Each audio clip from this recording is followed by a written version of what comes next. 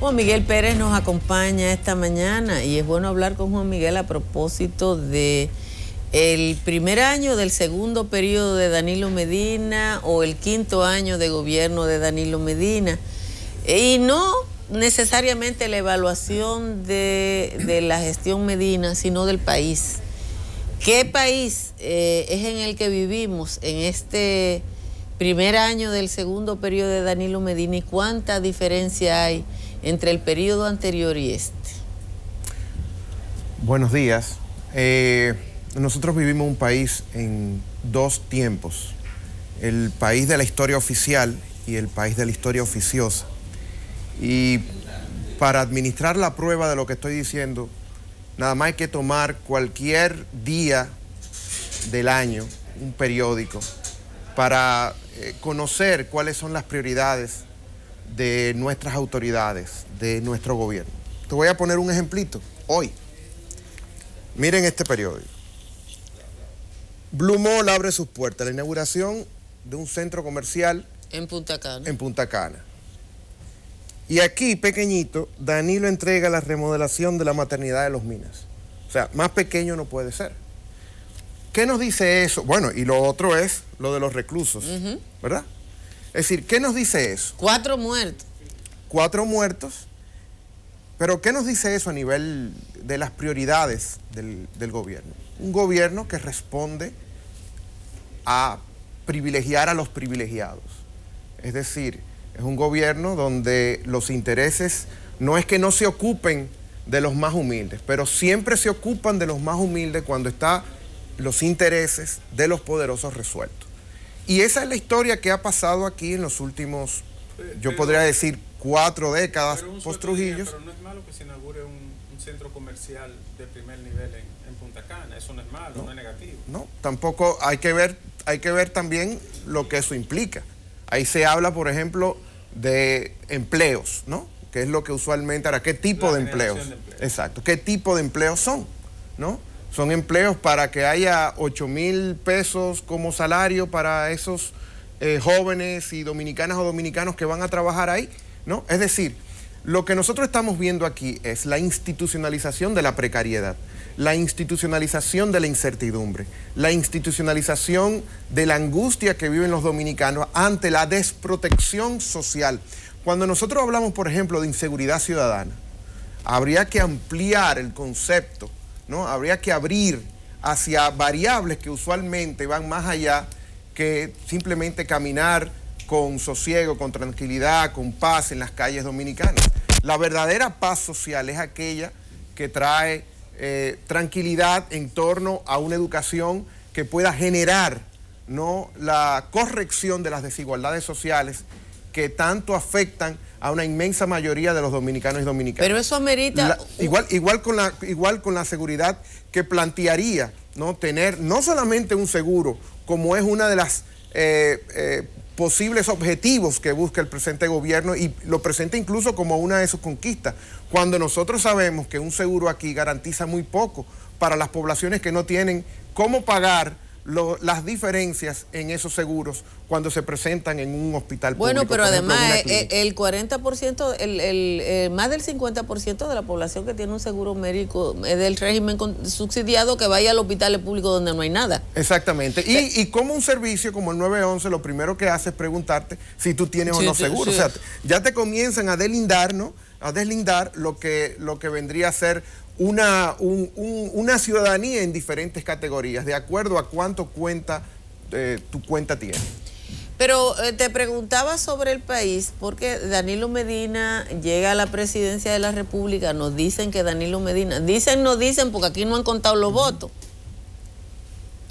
que sacó un 61%, yo se lo creo, pero Danilo Medina, el país, que Danilo Medina gana las elecciones el año pasado y toma posesión con un 61% según la Junta Central Electoral, ¿es el mismo país que el que tenemos ahora con este primer año de gobierno, en el que ya la gente que lo acompaña no se ríen? Si yo cojo esa imagen que ustedes ven ahí, hace 2 años, todo el mundo estaba muerto de la risa, ahora nada más se ríe Margarita. Sí. Yo no sé por qué. Pero ahora nada más se ríe Margarita. Hay mucho truco. Es más, búsquenme una de hace 3 años para que usted vea. Bueno, hay 2 situaciones fundamentales para eso. La primera tiene que ver, evidentemente, con que la Marcha Verde ha generado todo un proceso de concienciación política que, aunque todavía no ha llegado a los estratos más humildes de la población, sí ha tenido en el espectro público, en la opinión, se hable mal o se hable bien de la Marcha Verde, se ha hablado. Y eso ha debilitado el casi monopolio que durante mucho tiempo presumió tener el PLD, fundamentado y respaldado por una batería mediática, pagada con dinero público, por cierto, que hacía que la hegemonía de puntos de vista fueran a favor del gobierno actual. Eso, la Marcha Verde ha generado una ruptura que además se acrecienta su calidad con una oposición política con un prestigio, o más bien un desprestigio, muy parecido al poder político en plaza, y eso hace que haya habido de parte de la Marcha Verde un proceso, como yo he llamado, de educación política, ¿no? Hacia aquellos que inician, hacia aquellos que alguna vez se iniciaron y se retiraron, y sobre todo hacia la población en general, que ya comienza a ver la calle, que ya comienza a ver la movilización de este espacio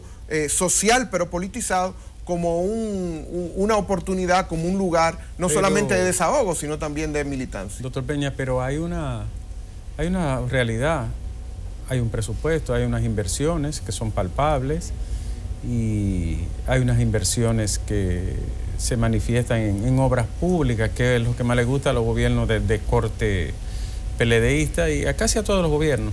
Y también hay unos 4 millones de dominicanos, dominicanas, que están como en un inmovilismo y una especie de ostracismo, de exclusión total. En ese panorama de el manejo de los recursos, las inversiones en obras públicas y esa cantidad de casi la mitad de dominicanos que están como alejados, distantes de todo, ¿qué lectura tiene hoy? Mira, nosotros vivimos en un país con mucha violencia social. Digo violencia social, es la violencia que surge no solamente de la precariedad, sino también de la falta de oportunidades para obtener esas penurias, esas precariedades.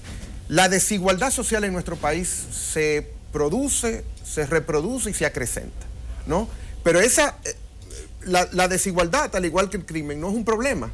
Si existe, si eso cae en un terreno que vaya en contraposición a esa tendencia. Es decir, por ejemplo, donde hayan instituciones que tengan como principio la equidad, donde haya una justicia restaurativa o correctiva de lo que no se tuvo por nacimiento. Donde haya una política criminal bien definida, bien orientada. Exacto.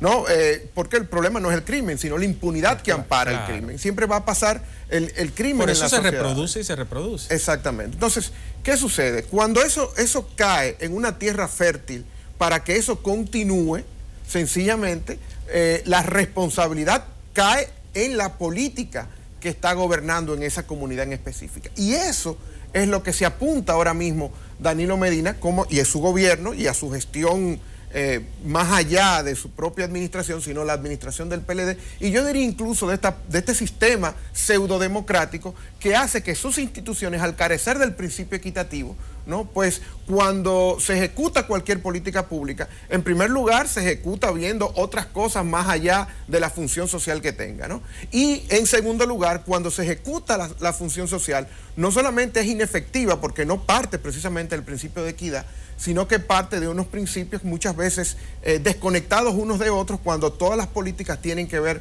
con dimensiones múltiples, ¿no? Que hacen que tenga que verse el problema de un punto de vista integral. ¿Por qué da tanta brega el ascenso social en la República Dominicana? ¿Por qué la gente que estudia, que trabaja, los jóvenes, los profesionales, que no tienen pegamento político, por qué le da tanta brega escalar? La República Dominicana es el país con la menor movilidad social del continente. La movilidad social de América Latina anda por el 40%, aquí por el 2%. ¿Qué es lo que pasa en el condenado país que más crece? ¿Por qué se obstruye el crecimiento de la gente aquí? Por 2 razones. En primer lugar, porque hay una teoría llamada la teoría de Lewin, que es una teoría de cómo se actúa en un determinado lugar, que dice que tú actúas, tu nivel de desempeño depende de qué tanto tú tengas de lo que impera en ese espacio. En nuestro país, el tigueraje, es decir, hacer atajos, ¿no?, con argucias para llegar a tu puesto, que un símbolo de eso es el tránsito en el país, ¿no? Para tú llegar a eso, impera la ley del más fuerte. Solamente quien tenga más argucias suele, en probabilidad, tener los resultados que anda buscando. ¿Por qué? Porque los canales por donde se construye dignidad, es decir, eso que aspiramos y que podríamos llamar meritocracia, donde tú obtienes lo que tú obtengas de acuerdo a tus esfuerzos, de acuerdo a tus talentos, etcétera, no se tiene, porque esos canales se han destruido y han favorecido ese tigueraje a nivel de todos los ámbitos de la sociedad, porque las instituciones amparan eso. Y por supuesto, como te decía anteriormente, esas instituciones no tienen esa función correctiva, equitativa, que hace que todas esas políticas, cuando, por ejemplo, te voy a dar un caso muy concreto, se mira la posible transferencia de politécnicos, de liceos generales o académicos en politécnicos, cuando nosotros sabemos que no se puede confundir lo que ha sido todo un programa estructurado con unos recursos muy superiores a lo de la modalidad académica, sencillamente transformarlo en una versión politécnica, porque el país no tiene esos recursos. Ahora, ¿qué es lo que vamos a hacer con los liceos técnicos? ¿No? Preñado tal vez de buena voluntad, pero las buenas voluntades no son suficientes, porque muchas veces se traicionan esas buenas voluntades si los mecanismos para ejecutarlo y ponerlo establecerlo no están adecuados. Nosotros vamos a establecer, si eso se produce, un sistema doble, un sistema de escuelas para gente muy humilde, para que siga siendo humilde, tal vez regularizándose su humildad y su precariedad y su pobreza, su condición, por ejemplo, de trabajadores. En el caso dichoso que obtengan algún trabajo, cuando lo obtengan, bajo qué salario, qué términos pueden ellos negociar esas condiciones precarias. Y por el otro lado, un país, ¿no?, de clase dirigente, es decir, de colegios privados, etc. Entonces, nosotros lo que hoy tenemos en nuestro país es una estratificación, un apartheid, es una segregación que va rompiendo, va fracturando la cohesión social, que es al final de lo cual se funda una nación. Y eso es muy grave. Eso aquí no se habla mucho. Nosotros ya tenemos esa segregación territorial, ya nuestros barrios. ¿Cómo acuden nuestros jóvenes humildes a lo que llaman esto, al espacio del polígono central, como dicen? Acuden sencillamente como mensajeros, como mozos, como barrenderos, etcétera. Es decir, en condiciones que no garantizan absolutamente nada para ellos poder tener, como decía Altagracia, un salto social, un salto económico. Está muy vinculado a la formación educativa. El modelo educativo nos permite que nuestros jóvenes puedan prepararse y tener las habilidades y la destreza de engancharse en el... El modelo escolar está muy vinculado a eso. Está muy vinculado, pero también el modelo productivo de este país. El modelo productivo. Que hace que los empleadores y, por supuesto, las autoridades que le deberían exigir a los empleadores negociar nuevos salarios, porque, por ejemplo, ¿cómo puede enviar un padre a su hijo a la escuela con un salario de 8,000 pesos? Bueno, según el Banco Central, el nivel adquisitivo de la población dominicana del 2017 es la misma del 91. Sí. Del 91, son 26 años de diferencia.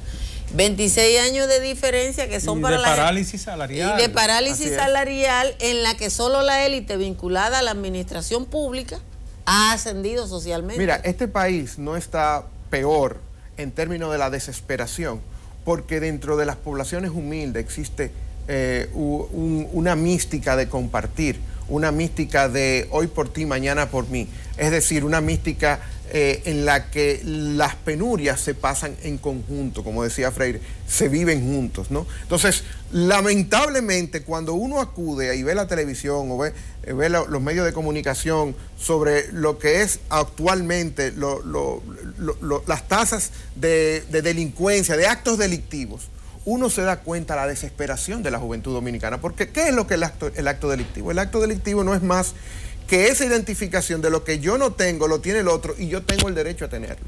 Es decir, yo quiero arrebatarle al otro lo que la sociedad me niega. Naciones Unidas le ha dado hasta una tipología a ese tipo de desviación social y delito. Le llama delito aspiracional. Y es que el joven quiere tener y poseer porque le están diciendo que puede tenerlo y que es tuyo, ahí en una pantalla, pero no le dan los medios para alcanzarlo. Así es. Cuando todo se cierra, entonces ellos abren por las vías no legales, de manera violenta, alguna vía para obtener por compensación eso que la sociedad le niega. Y al final es muy humilde lo que solicitan, porque lo que solicitan es un celular, lo que solicitan es una tablet, o uno Jordan, etcétera, con lo cual un poquito restituir lo que el mismo mercado le la dice dignidad que le niegan. Así es, pero hay un elemento de la juventud dominicana, ahora que entras en ese campo, y es la poca esperanza que la gente tiene en la escuela. Eso sí es problemático y es, yo diría, devastador. La escuela no se ve como un espacio de esperanza, de ascenso, de logro, salvo una franja muy pequeña. No, la escuela es un espacio ¿Cómo muy impacta hostil. eso en el tejido Bueno, imagínate social? tú que la escuela, igual digo, preñada de buena voluntad, pero poco lúcida en las estrategias con las cuales acoge a poblaciones muy específicas, que por ejemplo... Yo estoy dando datos de una encuesta reciente, de que el joven no vislumbra su futuro ligado a un aprendizaje. Y por eso, por más dinero que pongan para incentivar a los mejores jóvenes a estudiar, no es verdad que van a ir. Ahí la teoría económica se cae de que la gente se maneja por incentivos económicos. No es así. El ser humano es algo más que dinero. Pero el ser humano es algo más que dinero, pero también hay un tema de los plazos. Se dice que hay más mujeres, y también lo vi en un estudio, estudiando que varones, porque las mujeres esperan más y le ponen plazos más largos a sus expectativas. Pero cuando el muchacho de un barrio, que primero le toma más tiempo que a otro hacer una carrera, porque la carrera que a mí me tomó 4 años, al que está en el barrio y trabaja, le va a tomar el doble. Así es.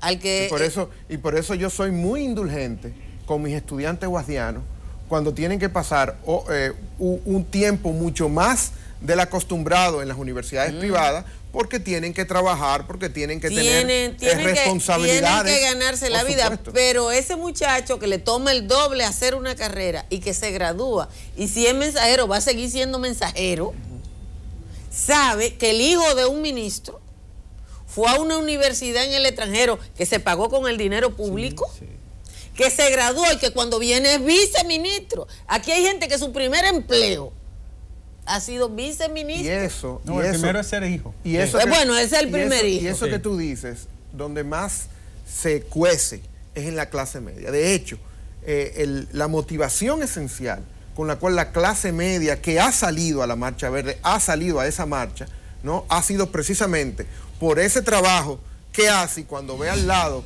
al hijo de un funcionario o a alguien allegado al poder político que sigue siendo el principal distribuidor de riquezas del país, utilizando y aprovechándose por vías ilícitas o por vías legales pero no legítimas, entonces hace que la indignación se transforme en expresión política. Por eso yo te decía la tremenda preocupación del estudiantado, porque son la gente joven, ¿no?